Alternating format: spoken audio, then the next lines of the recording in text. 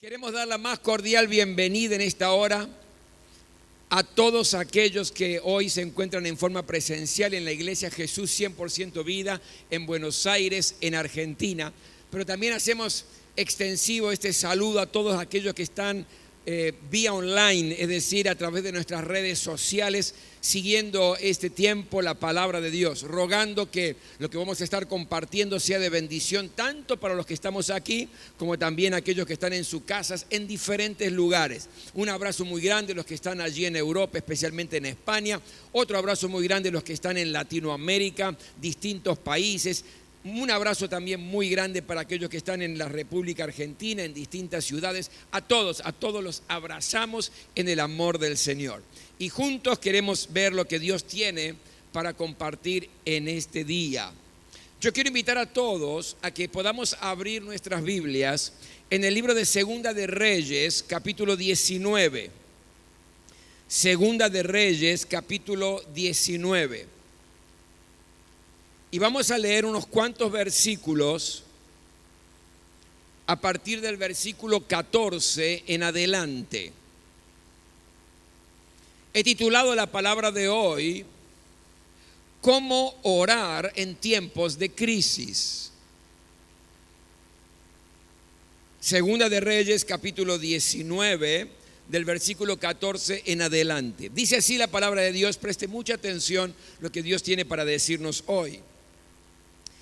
Ezequías tomó la carta de mano de los mensajeros y la leyó. Luego subió al templo del Señor, la desplegó delante del Señor y en su presencia oró así: Señor, Dios de Israel, entronizado sobre los querubines, solo tú eres el Dios de todos los reinos de la tierra. Tú has hecho los cielos y la tierra. Presta atención, Señor, y escucha. Abre tus ojos, Señor, y mira. Escucha las palabras de Sennacherib. Sennacherib era el rey de Asiria. Ha mandado a decir para insultar al Dios viviente. Es verdad, Señor, que los reyes asirios han asolado todas estas naciones y sus tierras. Han arrojado al fuego sus dioses y los han destruido, porque no eran dioses, sino solo madera y piedra, obra de manos humanas. Ahora pues, Señor y Dios nuestro, por favor, sálvanos de su mano, para que todos los reinos de la tierra sepan que solo tú, Señor, eres Dios. Hasta aquí la lectura de la palabra de Dios. Gracias, Señor, por este tiempo. Gracias porque hemos podido exaltarte, adorar tu nombre. Gracias por tu presencia en medio nuestro que marca la gran diferencia en este culto. Yo te ruego en esta hora que de la simple lectura de tu palabra pueda fluir bendición para nuestras vidas. Aumenta nuestra fe, guíanos, Señor, a toda verdad a través de tu Espíritu. Obra en cada uno conforme a cada necesidad. Que hoy haya una nueva iluminación de tu palabra en cada vida y que podamos enderezar lo que está torcido, consolidar lo que está bien en nuestra vida y aprender a orar cuando atravesamos momentos de crisis, momentos de problemas. Te doy la gloria y la honra en el nombre de Jesús. Amén. Acabamos de leer una oración, la oración del rey Ezequías. El rey Ezequías era el rey de Judá y juntamente con el pueblo de Dios, con el pueblo de Judá, hacen esta oración como un producto de un momento difícil en la vida, un momento duro, un momento terrible. ¿Por qué me interesó este pasaje? Porque yo creo que todos nosotros en algún momento determinado pasamos momentos y crisis en nuestra vida. Algunos quizás están viviendo hoy una crisis en cualquier área de la vida. Puede ser en la área personal, una crisis en lo laboral, una crisis o un problema serio a nivel familiar. Es decir, algo de nuestra vida está atravesando una situación compleja, difícil, dura. Y la verdad es que no sabemos cómo orar. ¿Qué le decimos a Dios? ¿Qué le pedimos a Dios? Y a veces estamos en esa situación donde queremos clamar y no sabemos cómo clamar a Dios frente al momento difícil y frente a la crisis que nos toca vivir. Por eso yo creo que esta oración de Ezequías puede dejarnos importantes enseñanzas hoy de cómo podemos y cómo debemos orar cuando estamos atravesando algún problema, cuando estamos atravesando momentos de aflicción, momentos duros en la vida. Para que podamos entender mejor esta oración, en primer lugar yo quiero ubicarlos en el contexto histórico de este pasaje. ¿Qué es lo que motivó a hacer una oración así al rey Ezequías? El imperio asirio estaba en estos momentos en plena expansión. Estaban conquistando muchos, pero muchísimos territorios. En el capítulo 17, aquí estamos en el 19, pero en el capítulo 17 de Segunda de Reyes nos narra cómo fue la conquista de Asiria para con Israel, que era el reino del norte. Déjeme explicarle bien esto. Para ese tiempo, el pueblo de Dios estaba dividido. Estaba dividido en el reino del norte, que eran los israelitas, su capital era Samaria, y en el reino del sur, que eran los judíos, donde su capital era Jerusalén. Entonces, durante 3 años, el rey de Asiria sitió a Samaria del reino del norte, y después de 3 años los derrotaron al pueblo de Dios allí. El hecho de sitiar es una estrategia militar. ¿Qué significa sitiar una ciudad? Es que el ejército enemigo se pone todo alrededor de la ciudad y no permite que nadie entre ni nadie salga de la ciudad. Durante un periodo determinado parece que no hay mucho conflicto y mucho problema, porque en la ciudad hay alimento, la gente dentro de todo está pasándola bien, pero poco a poco los alimentos se van terminando, quieren salir a cosechar lo que han plantado fuera de los muros y no pueden porque está el ejército enemigo, no pueden entrar los comerciantes con alimentos ni con absolutamente nada, nadie puede salir y comienza el tiempo de la desesperación dentro de los muros de la ciudad. Hambre, desesperación, tensión, y ya sea que se rindan al enemigo o que el enemigo ataque en el peor momento, esa ciudad, después de ser sitiada, por lo general es derrotada. No es una cosa automática. En esta oportunidad, 3 años, el ejército de los asirios rodeó a Samaria y luego sí la derrotó. Llevaron cautivos a los israelitas como esclavos a Asiria. Pero la pregunta es,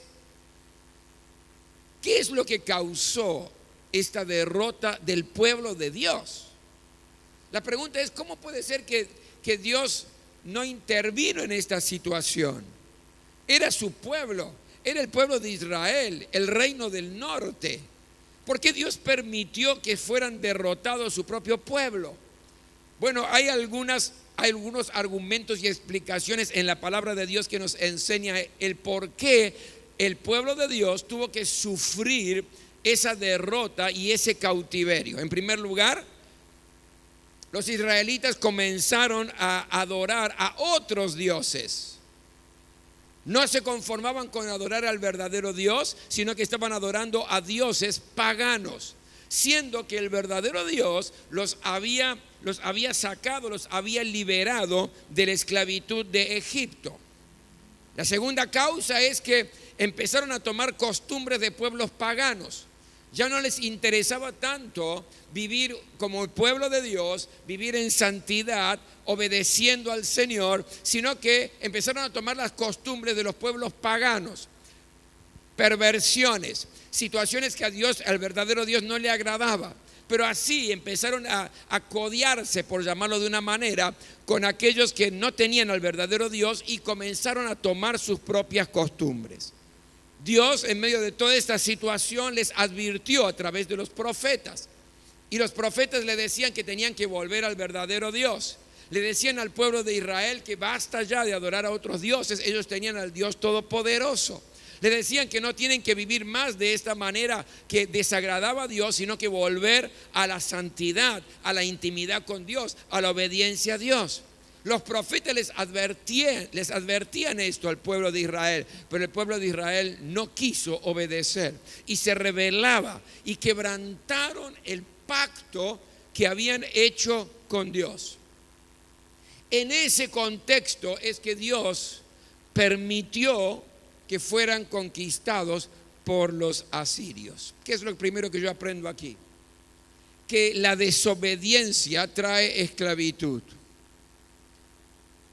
La desobediencia a Dios me esclaviza, porque empiezo a ser prisionero de costumbres, empiezo a ser prisionero de actos, de acciones, de pensamientos, de aquellos que me rodean, empiezo a imitar su manera de vivir, que están bajo el gobierno y el dominio de Satanás, porque el príncipe de este mundo es el diablo, dice la palabra, y me llevan a desobedecer al verdadero Dios. Ahora, cuando yo empiezo a desobedecer a Dios, a no tener en cuenta lo que Él me pide, lo que a Él le agrada, de que mi vida sea una vida que sea una vida de santidad. Cuando yo no tengo en cuenta esas cosas, empiezo a estar esclavizado por el pecado, por los malos hábitos, por las situaciones que terminan perjudicando mi vida.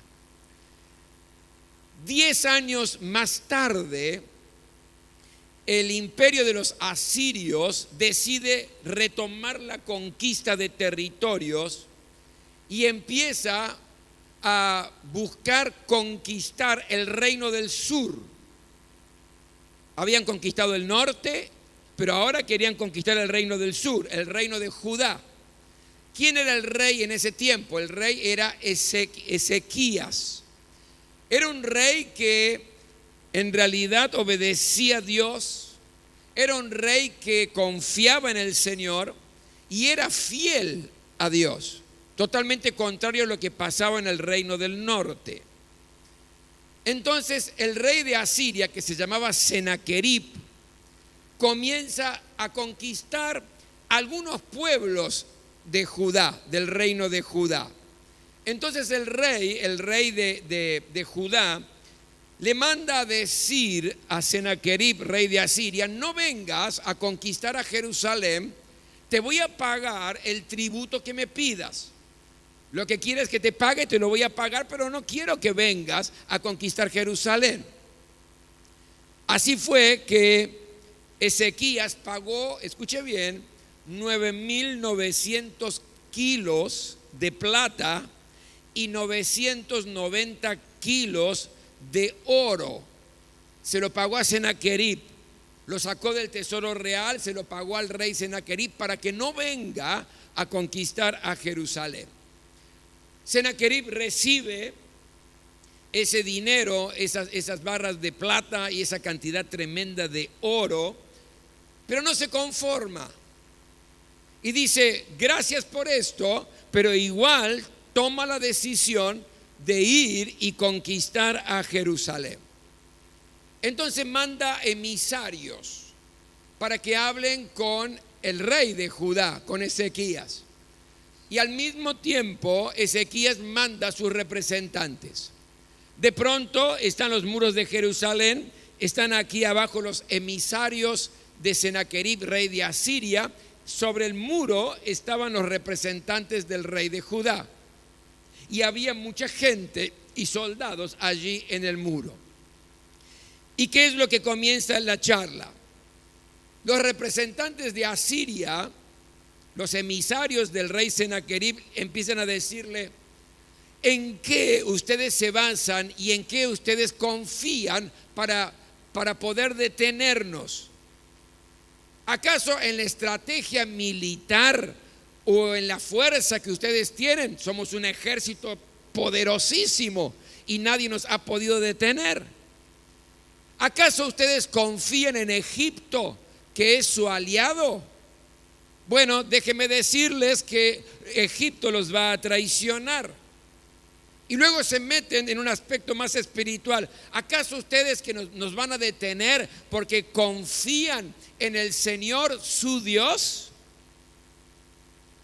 ¿Acaso algún Dios de los pueblos y de las regiones que hemos conquistado hasta ahora ha logrado librar a su pueblo del mano del rey de Asiria? Tenían razón en lo que estaban diciendo. Ellos venían conquistando y destruían a sus dioses. Entonces, en ese momento, los representantes del rey Ezequías, que estaban allí arriba del muro, le dicen: por favor, no hablen más en hebreo, hablen en arameo, para que el pueblo que está ahí sobre el muro no pueda comprender lo que ustedes están diciendo. Claro, ¿por qué? Porque esto generaba susto en la gente. Pero ellos, representantes de Sennacherib, comienzan a gritar mucho más fuerte y le dicen directamente al pueblo que estaba sobre el muro y no a los representantes del rey: no dejen que su rey Ezequías los engañe. Su Dios no va a poder librarlos de nosotros. Ríndanse ahora y van a vivir. El pueblo que estaba en el muro se quedó en silencio, asustado. Conocían cómo los asirios durante muchos años venían conquistando ciudades, pueblos, devastando las ciudades, matando a la gente. Los representantes del rey Ezequías bajan del muro, se van a ver al rey de Judá y le cuentan todo lo que ahí había sucedido. Entonces, el rey Ezequías lo primero que hace es va a consultar al profeta Isaías. Fue a buscar al hombre de Dios, al profeta Isaías, para ver qué es lo que Dios tenía para decir en una situación así. Y Dios le dijo al rey Ezequías a través del profeta Isaías lo siguiente: no entrarán en Jerusalén. Sennacherib regresará a su país y lo matarán a espada. Esa fue palabra de Dios y promesa de Dios para el rey Ezequías y para el pueblo. Mientras tanto, el tiempo iba pasando y Sennacherib manda una carta muy desafiante y amenazante al rey Ezequías.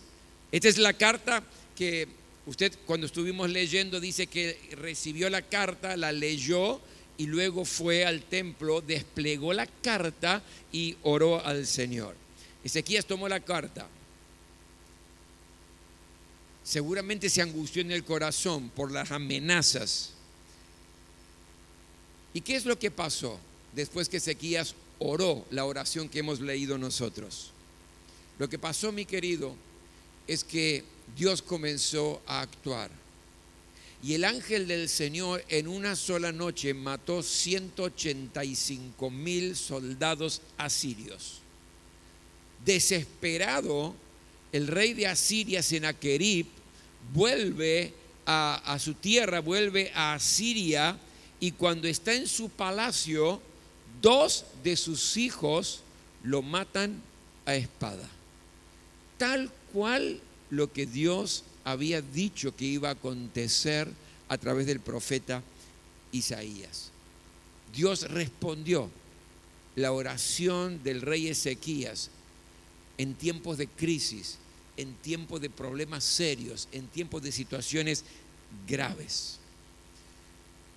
Y la pregunta es, ¿cuál fue la oración de Ezequías en tiempo de crisis? ¿Qué es lo que nosotros podemos aprender? Lo primero que yo me pregunté es ¿qué haría yo y qué haría usted en momentos así? ¿Qué hace usted y qué hago yo cuando estamos atravesando algún momento crítico, cuando estamos atravesando problemas reales, fuertes, difíciles, situaciones graves por allí en la familia, esas situaciones que pesan demasiado? porque son con los seres queridos. ¿Qué hacemos a veces cuando estamos atravesando situaciones graves con nuestros hijos? Situaciones dolorosas, o cuando situaciones peligrosas en nuestro trabajo, que nos va a traer crisis, porque si tenemos un serio problema en el trabajo no podemos ganar el pan dignamente, no podemos traerlo a la casa, y eso pesa, y eso carga, es una crisis muy profunda. ¿Qué hacemos en situaciones así? En momentos difíciles. En este caso, Ezequías, el pueblo, estaban en momentos de muerte. Era una situación grave, era una conquista, era una derrota fuerte que ellos podían experimentar. Pero ¿qué hacemos usted y yo cuando nos toca vivir situaciones tan duras así? ¿Nos rendimos frente al problema? Diciendo, y bueno, no tengo fuerzas, no sé cómo salir adelante, no sé qué hacer. O por allí huimos.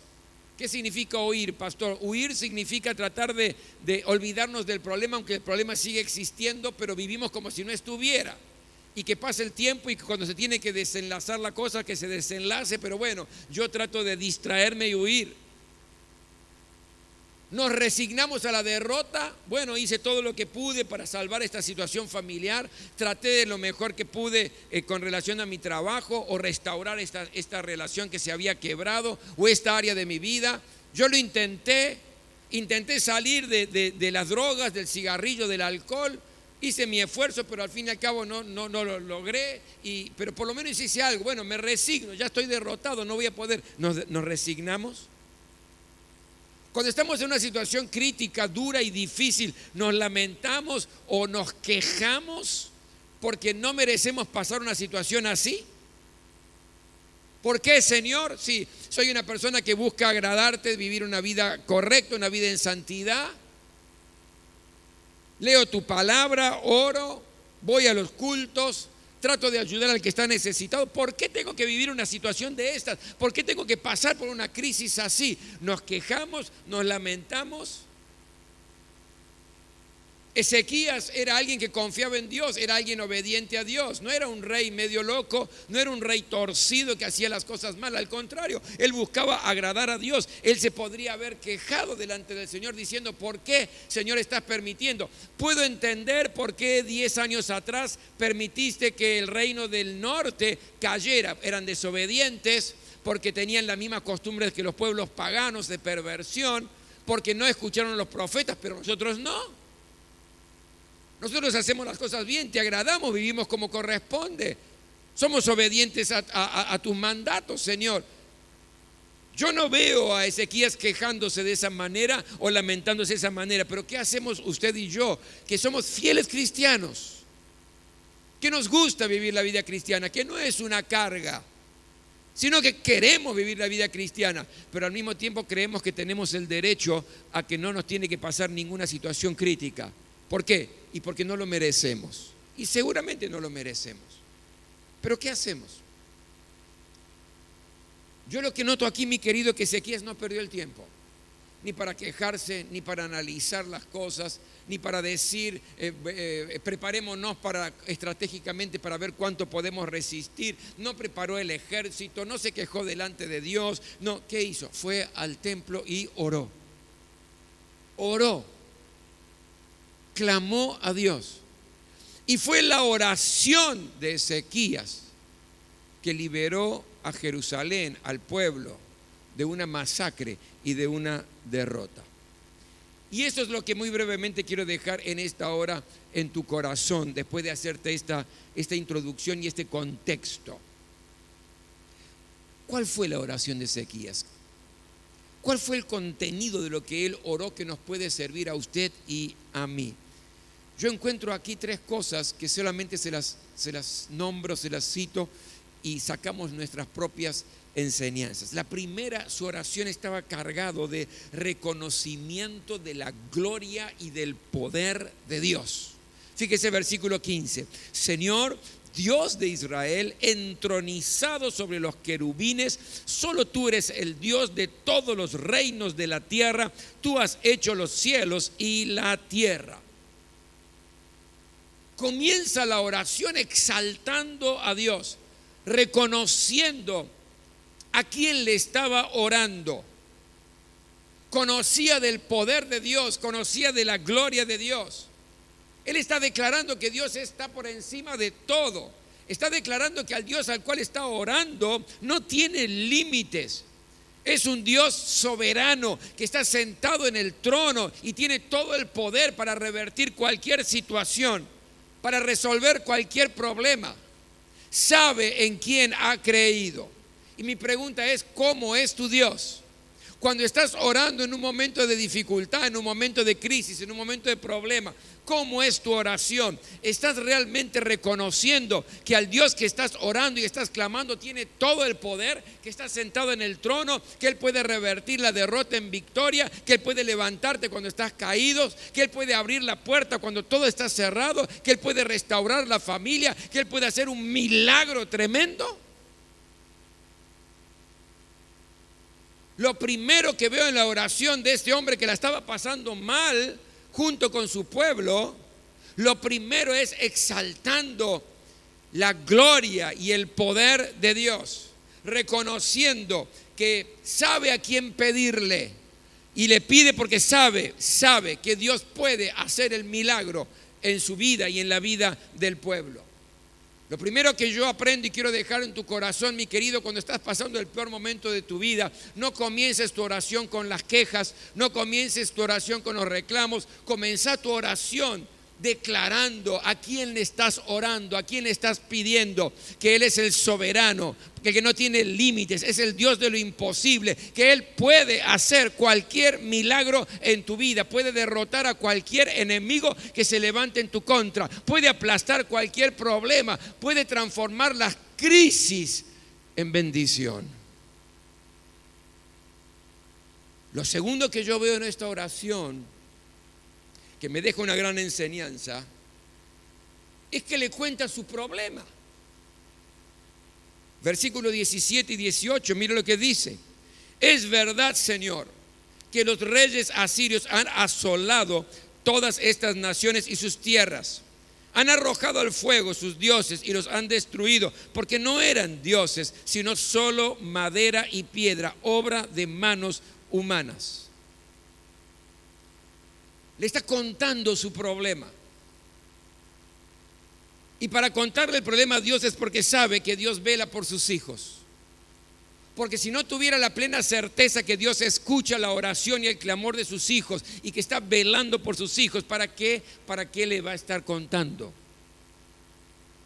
Él sabía que los oídos de Dios estaban atentos al clamor de su pueblo.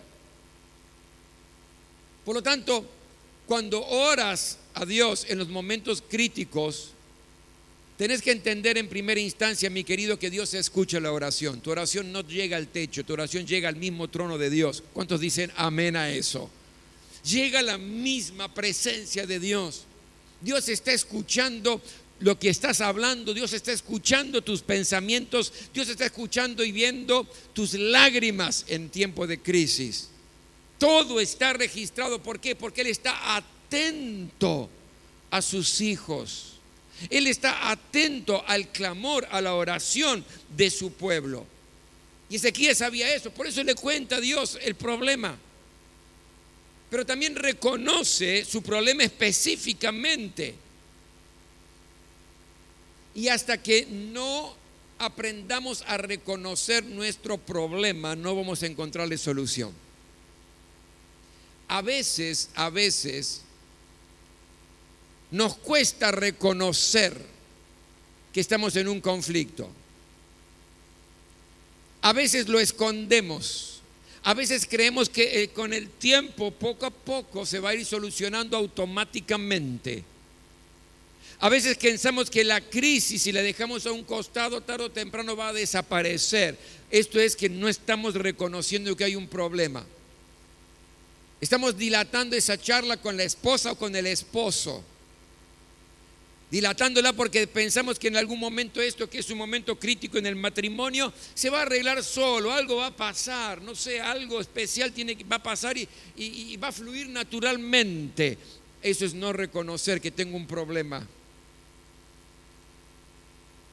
No reconocer que por allí me equivoqué y estoy pagando las consecuencias de esa situación.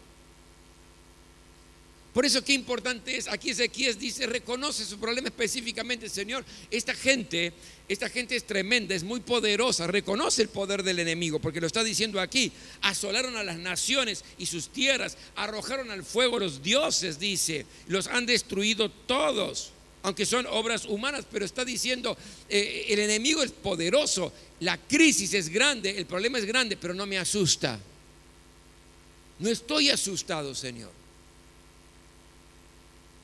Por lo tanto, mi querido, primero, cuando estás orando en tiempos de crisis, reconoce a quién estás orando y declara su poder, su grandeza, su soberanía, su omnipotencia.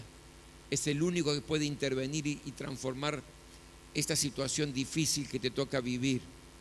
Pero en segundo lugar, contale tu situación concretamente. Abrí tu corazón en su presencia. Y si hay que reconoce lo que está pasando. No lo niegues, no lo tapes, no lo ocultes. Reconocerlo en su presencia. Señor, yo reconozco que esta situación es peligrosa, es dura, difícil, pero no me asusta, porque estoy confiando en ti. Y en tercer lugar, y con esto voy a cerrar, le pide al Señor en su oración que intervenga. Versículo 16, la segunda parte. Escucha las palabras de Sennacherib, que Sennacherib ha mandado a decir para insultar al Dios viviente. Mire qué tremendo esto. Ezequías no dice, escucha, Señor, las palabras de Sennacherib, el rey, que me están insultando. Escucha las palabras, Señor, de Sennacherib, el rey de Asiria, que están insultando al Dios viviente. ¿Qué significa esto? Que el rey Ezequías estaba reconociendo que meterse con el pueblo de Dios es meterse con Dios mismo. ¿Cuántos me entienden eso? Digan amén. Tocar al pueblo de Dios, levantarse contra usted es levantarse contra Dios. Ya el mismo Señor lo dejó claro en el Nuevo Testamento. Cuando Saulo de Tarso estaba persiguiendo la iglesia para aniquilarla, para terminar con ella, porque era un religioso muy celoso, y este inicio del cristianismo molestaba a los religiosos, y él comenzó una tremenda persecución contra la iglesia. En el camino a Damasco, cuando se enfrentó con esa luz resplandeciente que era la presencia misma del Señor que lo tiró del caballo, escuchó una voz del cielo que le decía: Saulo, Saulo, ¿por qué me persigues? La lógica hubiera sido decir: ¿por qué persigues a la iglesia? Pero no fue esto lo que dijo el Señor. ¿Por qué me persigues? Porque perseguir a mi iglesia es perseguirme a mí. Levantarse contra mi iglesia es levantarse contra mí. Ponerse en contra de la iglesia es ponerse en contra mía.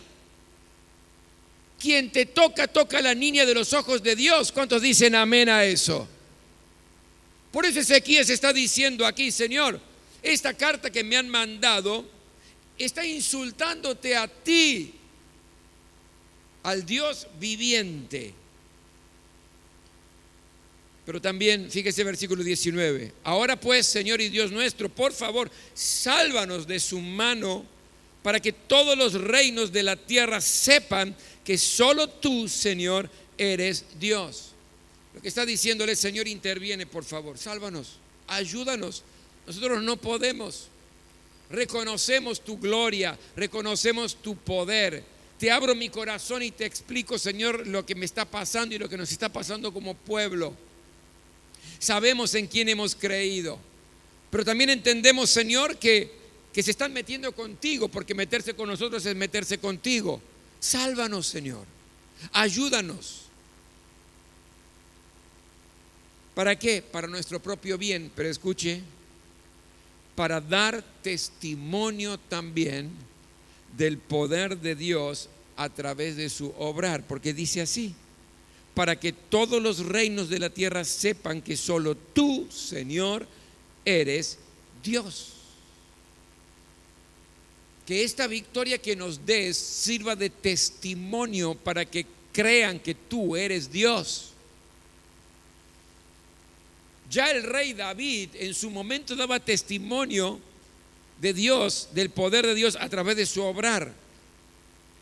Allí en el Salmo 40, fíjese del versículo 1 al 3 lo que dice: puse en el Señor toda mi esperanza, Él se inclinó hacia mí y escuchó mi clamor. Y escuche, me sacó de la fosa de la muerte. Está hablando de Dios para con él. Me sacó de la fosa de la muerte, del pozo de la desesperación, dice otra versión. Del lodo y del pantano. Me estaba embarrando en la vida y el Señor me sacó de ese pantano, me sacó de ese barro en la vida. Puso mis pies sobre una roca, y en nosotros significa poner nuestros pies sobre Jesucristo, que es la roca inconmovible, que va a hacer que nada ni nadie te pueda hacer caer. Y me plantó en terreno firme. Puso mis labios un cántico nuevo, claro que sí, una alegría. El Señor me liberó, me levantó, me sacó de la desesperación, me sacó de lo que me estaba destruyendo, de lo que me estaba esclavizando. Me puso sobre Jesucristo y puso un canto de alegría porque tengo gozo. Pero escuche, al ver esto, muchos quedarán asombrados y pusieron su confianza en el Señor. Al ver lo que el Señor hizo en mi vida, al ver lo que el Señor hizo, cómo me sacó de la crisis, cómo me dio la victoria cuando yo me sentía derrotado, cómo me ayudó a enfrentar una situación tan dura y difícil a nivel familiar, a nivel personal, y me dio la victoria. Al ver a aquellos que me rodean de cómo estaba y cómo estoy ahora, se van a quedar asombrados. ¿Y qué van a hacer? Ellos también van a confiar en Dios.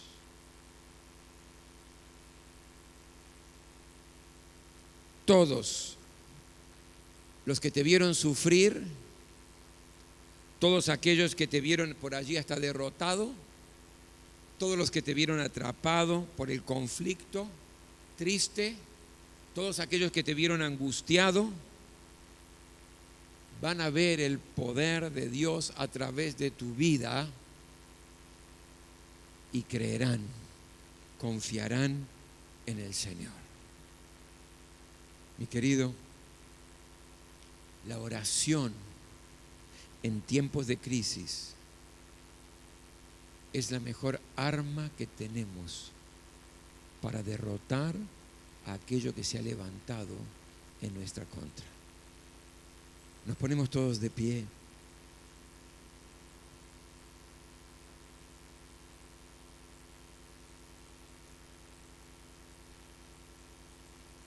Cierra tus ojos en esta hora.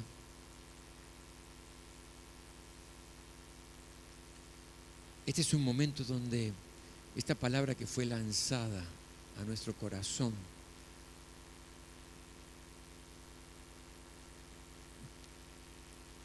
tiene que ser sembrada y traer fruto. Yo no sé cuál es la crisis que estás atravesando. Por allí es personal,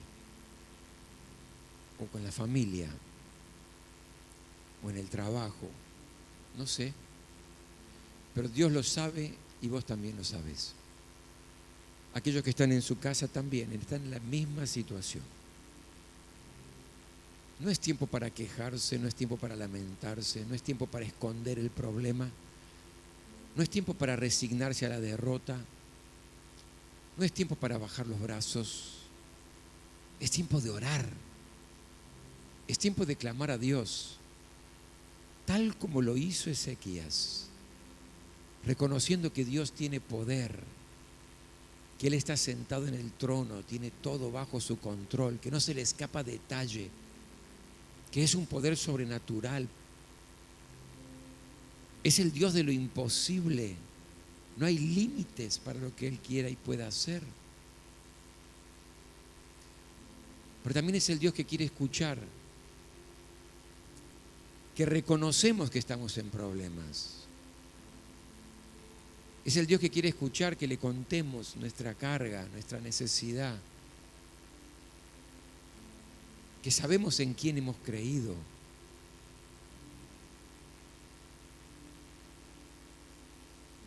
Y Él quiere intervenir. como lo hizo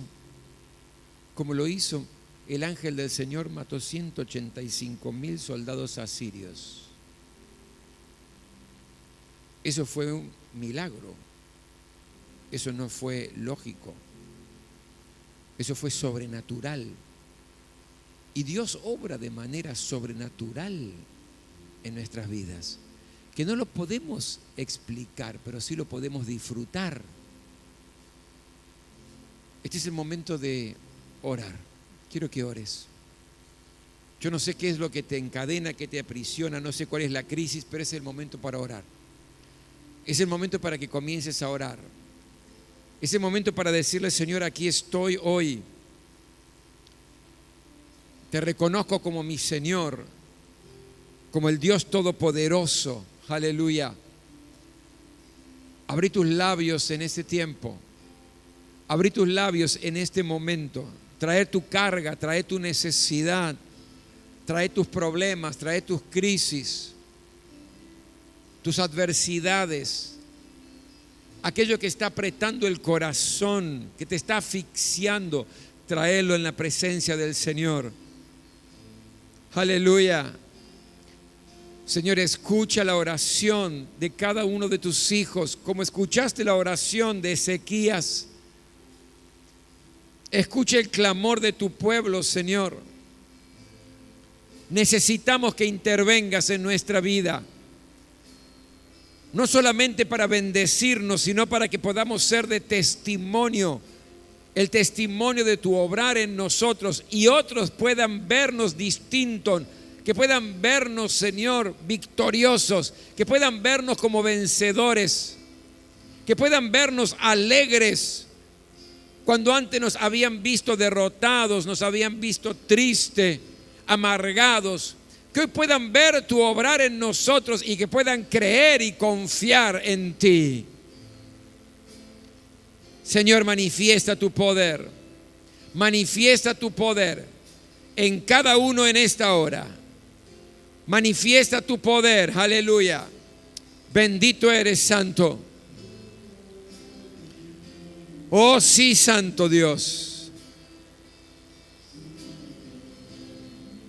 Aleluya. Gloria. Gloria a Dios. Es posible vencer las crisis de nuestra vida.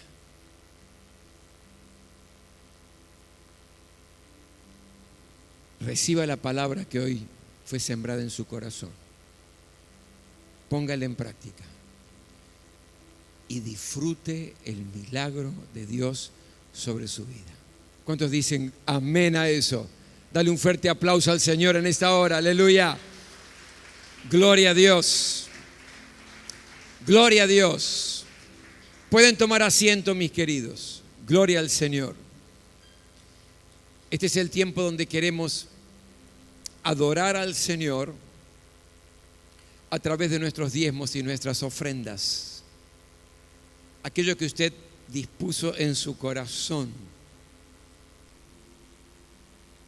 Recuerde que esto es un acto de alegría, porque Dios ama al dador alegre. Esto es un acto de adoración, de exaltación, de honrar al Señor con nuestros recursos, entendiendo que todo proviene de Dios y de lo recibido de su mano le damos. Por eso prepare aquello que dispuso su corazón para ofrendar, para traer su diezmo. Yo voy a orar en esta hora y bendecir su trabajo, sus finanzas, en el nombre de Jesús. Gracias, Señor. Nos sentimos honrados y privilegiados al poder traer nuestros diezmos y nuestras ofrendas. Yo quiero agradecerte, Señor, por aquellos que ofrendaron para que el Evangelio llegara a mi vida. Bendigo esas vidas, Señor. Honro esas vidas, porque gracias a su ofrenda la palabra llegó a mi corazón. Y hoy voy a ofrendar, Señor, rogando que esta ofrenda haga que muchos conozcan a Jesucristo como el Salvador y el Señor de sus vidas. Gracias, Señor, porque tú no eres deudor de nadie. Y tu palabra dice que vas a abrir las compuertas de los cielos y derramar bendición hasta que sobreabunde en nuestras vidas. Al punto tal que aquellos que nos rodean nos dirán bienaventurados. No van a poder comprender cómo en tiempos de crisis tu pueblo prospera, porque no dependemos ni de decretos, no dependemos, Señor, de ministros, dependemos de ti y confiamos en ti. Nunca faltará el alimento y la vestimenta en la casa de tus hijos, pero tus hijos también, Señor, serán prosperados para que puedan suplir y satisfacer todas sus necesidades, pero al mismo tiempo tener más para compartir con aquellos que están pasando por necesidad y sembrar en tu reino para que muchos conozcan a Jesús. Señor, en esta hora yo bendigo el trabajo. Te ruego en el nombre de Jesús que nos des creatividad, que nos des buenas ideas para prosperar. En el nombre de Jesús. Amén. Amén. Vamos a traer nuestros diezmos y nuestras ofrendas en esta hora. Hágalo con alegría.